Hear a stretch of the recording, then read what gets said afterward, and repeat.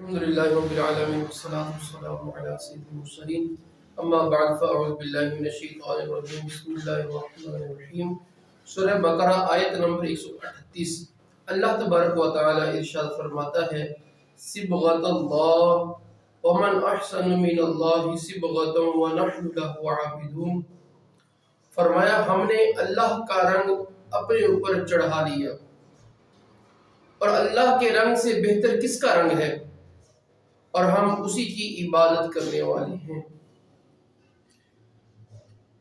یہاں پر رنگ کا ذکر، اس کا پس منظر کچھ یوں ہے کہ عیسائی، ان کا طریقہ یہ تھا کہ جب اپنے دین میں کسی کو داخل کرتے یا ان کے ہاں کوئی بچہ پیدا ہوتا تو پانی میں زرد رنگ ڈال کر اس میں اس شخص یا اس بچے کو گوتا دیتے اور کہتے کہ اب یہ سچا عیسائی ہو چکا ہے، اور اگر اس کے گناہ تھے تو وہ دھل چکے ہیں، ہم نے یہ رنگ اختیار کر لیا ہے، جس کو اس عمل کو عربی میں استباغ اور پتسمہ آج ان کی اصطلاح میں بولا جاتا ہے کہ پتسمہ کرنا، یہ ان کے پادری یہ عمل کرتے ہیں۔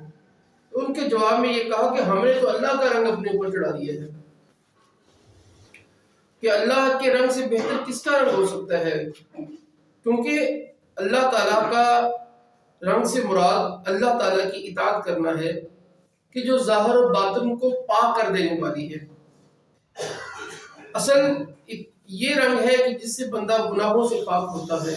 ظاہری طور پر اپنے آپ پر کوئی رنگ چڑھا لینے سے کوئی فرق نہیں پڑتا، ظاہری طور پر اپنے آپ کے اوپر زرد رنگ یا کوئی بھی رنگ چڑھا دینا یہ نجات کے لیے کوئی معنی نہیں رکھتا۔ نجات کے لیے جو رنگ معنی رکھتا ہے اپنے آپ کو اللہ کے احکام کے رنگ میں رنگ لینا، یہ ہے۔ اور فرمایا کہ وَنَحْنُ لَهُ عَابِدُونَ، اس رنگ کی آگے گویا کہ تفصیل بیان کی کہ ہم اسی کی عبادت کرنے والے ہیں، کہ اللہ کا رنگ یہ ہے کہ بندہ جب اللہ کی اطاعت قبول کر لے تو پھر کسی کی عبادت نہ کرے، کسی کے آگے نہ جھکے، اللہ ہی کو اپنا معبود مانے، اس کے ساتھ کسی کو شریک نہ کرے۔ اس کے بعد اگلی آیت نمبر 139 میں فرمایا قُلْ أَتُحَاجُّونَنَا فِي اللَّهِ وَهُوَ رَبُّنَا وَرَبُّكُمْ وَلَنَا أَعْمَالُنَا وَلَكُمْ أَعْمَالُكُمْ وَنَحْنُ لَهُ مُخْلِصُونَ۔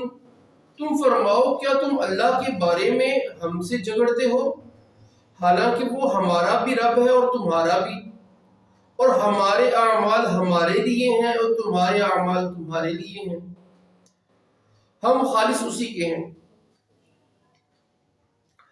اب ہوا یہ کہ یہودیوں نے مسلمانوں سے کہا کہ ہم پہلی کتاب والے ہیں، ہمارا قبلہ پرانا ہے، ہمارا دین قدیم ہے، انبیاء کرام علیہم السلام وہ ہمارے اندر تشریف لائے، لہذا اگر محمد مصطفیٰ صلی اللہ علیہ وآلہ وسلم نبی ہوتے تو ہم میں سے ہی ہوتے۔ اس پر یہ آیت مبارکہ نازل ہوئی، اور نبی اکرم صلی اللہ علیہ وآلہ وسلم کے ذریعے پھر ان سے فرمایا گیا کہ ہمارا اور تمہارا سب کا رب اللہ تعالیٰ ہے، اسے اختیار ہے کہ اپنے بندوں میں جسے چاہے نبی بنائے، عرب میں بنائے یا عجم میں بنائے، وہ قریش میں بنائے یا بنی اسرائیل میں بنائے، یہ تو اللہ تعالیٰ کی ہے۔ تو ہم کون ہوتے ہیں کہ اللہ کے معاملے میں جھگڑنے والے؟ کیا تم اللہ کے بارے میں جھگڑتے؟ جو تمہارا بھی رب ہے ہمارا بھی رب ہے، یعنی تم بھی اس کو رب مانتے ہو، ہم بھی رب مانتے ہیں، تو رب تو کسی کا پابند نہیں ہوتا، یعنی اللہ کے بارے میں تم جھگڑ رہے ہو، یعنی اس ذات کے بارے میں جھگڑ جس کا تمہارا اور ہمارا اختلاف ہی کوئی نہیں، تو تم یہ گویا کہ غلط کر رہے ہو۔ اور فرمایا کہ وَنَحْنُ لَهُ مُخْلِصُونَ، ہم خالص اسی کے ہیں، یعنی ہم تمہاری طرح نہیں ہیں، ہم کسی دوسری کو اللہ کے ساتھ شریک نہیں ٹھہراتے، عبادت اور طاعت خالص اللہ ہی کی کرتے ہیں، اور خالص اللہ تعالیٰ کا ہوتا وہی ہے جو اس کے رسول کا ہوتا ہے۔ اس میں یہ واضح کر دیا کہ جو رسول کا ہو گیا وہ اللہ کا ہو گیا۔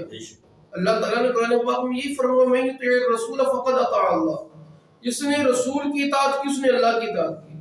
اور اعلیٰ حضرت یہی کہتے ہیں اپنے شعر میں جو کہ اس در کا ہوا خلق خدا اس کی ہوئی، جو کہ اس در سے پھرا اللہ ہی سے پھر گیا۔ تو اللہ تعالیٰ کے لیے خالص ہونا اولا یہی ہے کہ بندہ رسول اللہ صلی اللہ علیہ وآلہ وسلم کی اطاعت کرے، جو رسول کی اطاعت کرے گا وہ اللہ کی اطاعت کرے گا۔ یہاں پر ایک آج کے لبرل اور سیکولر لوگوں کا ایک مغالطہ اس آیت سے وہ پیش کرتے ہیں۔ اسی طرح دیگر اسی مفہوم کی آیتیں دیگر قرآن میں بھی ہیں۔ یہاں ایک لفظ ہے وَلَنَا أَعْمَالُنَا وَلَكُمْ أَعْمَالُكُمْ، کہ ہمارے اعمال ہمارے لیے، تمہارے اعمال تمہارے لیے۔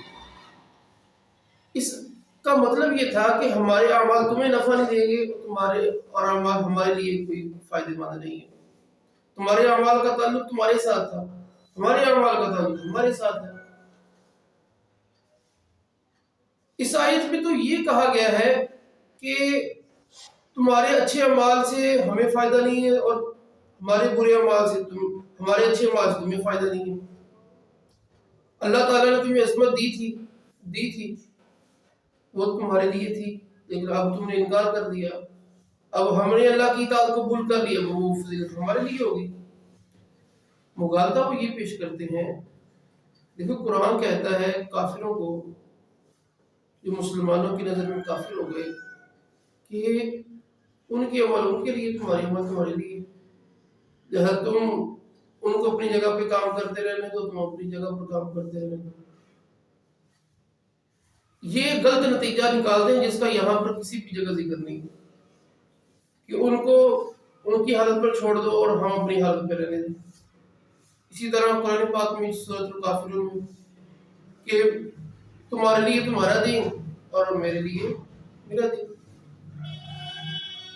تو اس سے یہ نتیجہ نکالنا وہ اپنی جگہ صحیح ہے، اس کی اپنی جگہ صحیح، یہ غلط ہے۔ صرف اتنا کہا گیا ہے کہ تمہارا عمل تمہارے ساتھ ہے، اس کا نتیجہ اچھا ہو یا برا ہو، یہ تو نہیں اس کا نتیجہ اچھا ہی اچھا ہے۔ یعنی یہ کہا جاتا ہے کہ یہ تمہارا عمل ہے، ہمارا عمل نہیں ہے۔ تو اس قرآن پاک میں یہ تھوڑی ہے کہ کافر جو کر رہے ہیں ان کو کرتا رہنے دیں، یہ پورے قرآن کے خلاف ہے، یہ آقا صلی اسلام کی پوری زندگی کی یہ بات خلاف ہے۔ ایسے نہیں ہے کہ جو جہاں کرتا ہے اسے کرتا رہنے دیں، یہ قرآن نے کہیں نہیں کہا۔ اگر یہی کہا، یہی معاملہ ہوتا تو آقا صلی اسلام نے اتنی تکلیفیں کیوں اٹھائیں؟ انبیاء کرام علیہ السلام کو شہید کیوں کیا گیا؟ معاملہ یہ نہیں ہے، معاملہ یہ ہے کہ نبی کہتے تھے تم سارے غلط ہو، ٹھیک ہے، یہ کہنا ہوتا ہے۔ یہ ہے ایمان، یہ نہیں کہ تسی بھی صحیح اسی بھی صحیح۔ ایمان یہ ہے تسی غلط ہو اسی صحیح ہیں، اللہ کا دین سچا ہے تم سب غلط ہو، خاموشی اختیار کرنا نہیں، ان کو غلط کہنا، یہ ہے دین۔ تو اسی لیے تو اللہ تعالیٰ نے قرآن پاک میں کئی مقام پر نیکی کی دعوت دینے کا حکم دیا۔ اگر صحابہ نے اپنی جگہ پر ہی کرنا ہے سب کچھ، کسی کو نہیں چھیڑنا، تو یہ نیکی کی دعوت کیا ہے؟ اور یہ والی بات بھی بڑی بری چل پڑی اس معاشرے میں کہ اپنا کام کرو، کسی نے نہ چھیڑو۔ وہ چھیڑیں گے، کیوں نہیں چھیڑیں گے بھائی؟ جو اللہ کی نافرمانی کرے گا ہم کیوں نہیں چھیڑیں گے؟ جو اللہ کے نظام کو للکارے گا کیوں نہیں چھیڑیں گے؟ اس کو چھیڑیں گے ہر طریقے سے، پیار سے، ٹھیک ہے، زبان کے ساتھ، ہاتھوں کے ساتھ، ہر طریقے سے چھیڑا جائے گا۔ تو یہ طریقہ اپنا لینا غلط ہے۔ اس کے بعد فرمایا آیت نمبر 140 ام تقولون ان ابراہیم و اسماعیل و اسحاق و یعقوب والاسباط كانوا هودا او نصارى قل اانتم اعلم ام اللہ ومن اظلم ممن كتم شهادة عنده من اللہ وما اللہ بغافل عما تعملون۔ اے اہل کتاب، کیا تم یہ کہتے ہو ابراہیم اور اسماعیل اور اسحاق اور یعقوب اور ان کی اولاد یہودی یا نصرانی تھے؟ کیا یہ کہتے ہو؟ تم فرماؤ کیا تم زیادہ جانتے ہو یا اللہ؟ اور اس سے بڑھ کر ظالم کون جس کے پاس اللہ کی طرف سے کوئی گواہی ہو اور وہ اسے چھپائے اور اللہ تمہارے اعمال سے بے خبر نہیں؟ وہ یہ کہ یہودی کہتے تھے حضرت ابراہیم علیہ السلام یہودی تھے، عیسائی کہتے تھے حضرت ابراہیم علیہ السلام عیسائی تھے۔ ان کی تردید میں یہ آیت ہوتی کہ بھلا وہ یہودیت اور عیسائیت کیسے اختیار کر سکتے ہیں، بلکہ وہ تو یہودیت اور عیسائیت ان کے بعد آئی ہے. یعنی ان کی بیوقوفی کی انتہا دیکھیں. ابراہیم علیہ السلام کو یہودی بنا دیا, عیسیٰ علیہ السلام کو ابراہیم علیہ السلام کو عیسائی بنا دیا. تو اللہ نے فرمایا کہ اللہ تعالیٰ کی گواہی کو چھپانے والا بڑا ظالم ہے. اور یہ یہودیوں کا حال تھا. یعنی وہ اپنے آپ وہ یہودی حضرت ابراہیم علیہ السلام کو یہودی بنانے پر تلے ہوئے ہیں. اور فرمایا کہ تم زیادہ جانتے ہیں اللہ زیادہ جانتا ہے, تم تو اس کو تھے بھی نہیں. یعنی تم اللہ کے خلاف دعویٰ کرنا شروع کر دیا. اللہ تعالیٰ فرما رہا ہے وہ نہیں ہے, تم کہتے ہو اللہ زیادہ جانتا ہے, تم زیادہ جانتے ہو. اور تمہارا حال تو یہ ہے کہ اللہ نے فرمایا کہ جو اللہ کی گواہی کو چھپائے اس سے بڑا ظالم کون ہو سکتا ہے. وہ یہ کام کیا یہودیوں نے کہ انہوں نے نبی اکرم صلی اللہ علیہ وآلہ وسلم کے متعلق جو تورات میں گواہیاں تھی, اللہ تعالیٰ نے جو نشانیاں بیان کی تھی, جو نازل فرمائی تھی, اس کو چھپایا. تو لہذا نبی اکرم صلی اللہ علیہ وآلہ وسلم ہی اللہ کے سچے نبی ہیں, اور ابراہیم علیہ السلام وہ شرک کرنے والے نہیں تھے, جیسا کہ پچھلی آیت میں ہم نے پڑھا تھا. تو آج بھی کچھ لوگ ہیں کہ جو اللہ تعالیٰ کی رسول اللہ صلی اللہ علیہ وآلہ وسلم کے متعلق گواہیاں ہیں اس کو چھپانے کی کوشش کرتے ہیں. آقا علیہ السلام کو اوصاف قرآن پاک کے اندر جو رب نے کھول کھول کے بیان فرمائے ہیں ان پر پردہ ڈالنے کی بات کرتے ہیں, اور ان کے منہوں سے آقا علیہ السلام کی یہ فضیلتیں آپ کو نہیں سنائی دیتی. تو ان کی حالت بھی وہی یہودیوں والی ہے, اگرچہ اپنے آپ کو مسلمان کہتے ہیں. اس کے بعد آیت نمبر 41 میں فرمایا تلک امۃ قد خلت لها ما کسبت ولکم ما کسبتم ولا تسألون عما كانوا يعملون. وہ ایک امت ہے جو گزر چکی ہے, ان کے اعمال ان کے لیے ہے اور تمہارے اعمال تمہارے لیے ہیں, اور تم سے ان کے کاموں کے بارے میں نہیں پوچھا جائے گا. اس آیت میں یہودیوں کو ایک بار پھر تنبیہ کی گئی ہے کہ تم اپنے اسلاف کی فضیلت پر بھروسہ نہ کرو, اس پر تکیہ لگا کے نہ بیٹھ جاؤ, کیونکہ ہر ایک سے اسی کی عمل کی بارے میں پوچھ گچھ ہوگی. وہ عمل انہوں نے کیا اچھے اگر تھے تو وہ ان کے لیے تھے, تو تمہیں کس کام کی. تو حضرت تم کام کرو, تم سے تمہارے عمل کے بارے میں پوچھا جائے گا. تمہارے برے یا اچھے عمل کا ان سے تعلق نہیں ہے, ان کے عمل کا تمہارے ساتھ کوئی تعلق نہیں ہے. اور اس میں مسلمانوں کے لیے بھی نصیحت ہے کہ جو اپنے والدین یا اپنے پیر صاحب کے عمل پر بھروسہ کرے بیٹھتے ہیں, وہ کہتے ہیں بس پیر صاحب بخشے تھے صرف بخشائیں گے, تو یہ بالکل غلط ہے. اب دیکھیں کہ سیدنا ابوبکر صدیق رضی اللہ تعالیٰ عنہ کا جو آقا علیہ السلام سے تعلق ہے, اس سے بڑا تعلق کس کا ہو سکتا ہے. نسبت سیدنا صدیق اکبر رضی اللہ تعالیٰ عنہ کو کائنات میں رسول اللہ سے ملی, ایسی نسبت تو کسی کو نہیں ملی.